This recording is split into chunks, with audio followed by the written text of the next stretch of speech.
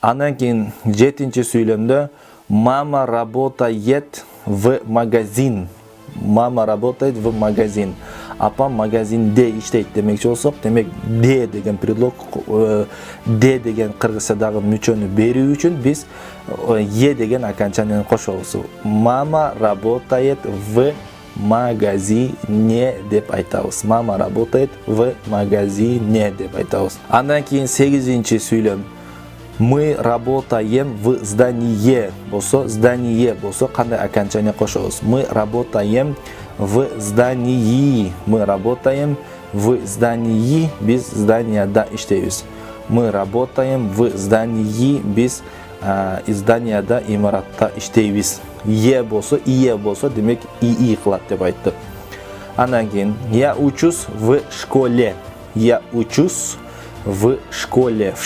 Я учусь в школе. Школа а болгон, демек е деген окончание кошот, ушул предложный падеж болот. Я учусь в школе.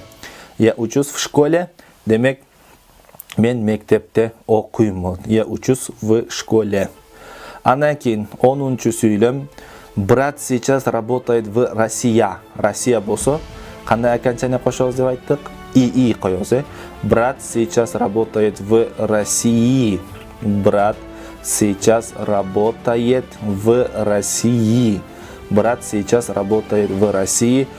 Агам азыр Россияда иштейт. Демек ия болгон болсо, Россия ия болсо, демек эки и кылабыз. ии деп, России деп айтабыз. Андан кейін 11-чі сөйлемге көңіл буруңуздар, достор. Друг лечится в больница болсо, демек в деген предлог а менен аяктаган сөздөрдүн аягына е деген окончание кошот. Друг лечится в больнице. Друг лечится в больнице.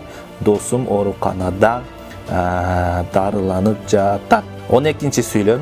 Отец думает о сестра деп турат.